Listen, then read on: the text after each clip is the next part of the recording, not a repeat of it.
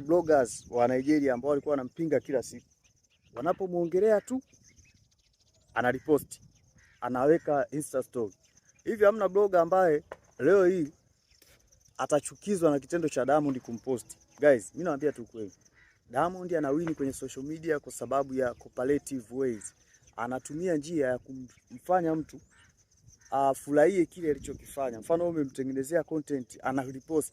Comedian wakubwa, watangazaji wakubwa wote anawaposti. Hivi nafikiri huyo mtangazaji atakosa kuwa shabiki wa Diamond? Kwa hiyo nilikuwa nasemaje?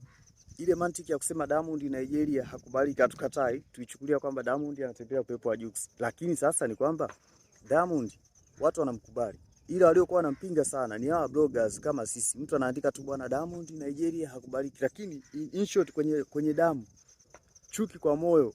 Si unasikia ile ngoma unaipenda, afu kisha yani una ile tu hali ya kumchukia Diamond, lakini ngoma zake unazikubali.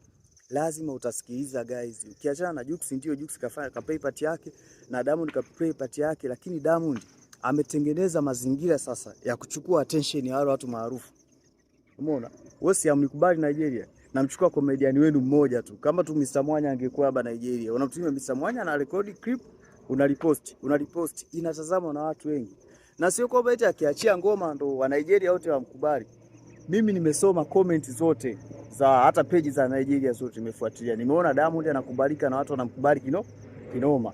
Wa Nigeria wenyewe kwanza kuna wa Nigeria ambao wanaamini kwanza Diamond yuko juu. Kuna wa Nigeria ambao ukizungumzia swala Diamond kusample ngoma, wanakuambia hata Burna Boy ana sample kinoma, mbona hatumuongelei? Kwa hiyo unakuta sio kwamba we are different, hatufanani. Leo hii unasema unamkubali Alikiba, kuna mtu anakuambia mimi namkubali Mbosso. Kuna mtu hata Diamond na Alikiba hawakubali, yeye na msanii wake. Kwa hiyo tuondoe ile mantiki ya kwamba eti Diamond Nigeria hakubaliki. Guys, hiyo ondoeni. Kwa hii njia anayoitumia Diamond sasa hivi, anatengeneza mashabiki wa kesho, yaani mashabiki ambao watamkubali kila siku. Mimi leo hii nikimposti hata Alikiba akionyesha love kwangu, naanza kuwa shabiki yake. Umeona? Kwa hiyo sasa guys, tusiseme kwamba eti Diamond sijui Nigeria, no. Diamond sasa hivi Nigeria anakubalika. 90% wa Nigeria wanamkubali Diamond. Hicho ndo mkubali. Na ukizungumzia issue ya watu kupinga ili mziki uendelee, lazima watu wakupinge. Yaani mimi nasema kitendo cha Diamond si kukataliwa ndio kinamfanya awe juu pale. Hata Diamond, hata Bongo. Kitendo cha Diamond kushindanishwa na kila msanii anayekuja, kila msanii inamfanya yeye aonekane bado yuko juu. Kwa hiyo msifikiri eti kwamba Diamond kule hakubaliki. Diamond anakubalika guys. Mimi nimesoma comments. Alafu nyie si mnakuwa kuna baadhi ya watu mnakuwa mfuatiliaji. Lakini kwa si wachambuzi tunaelewa. Guys,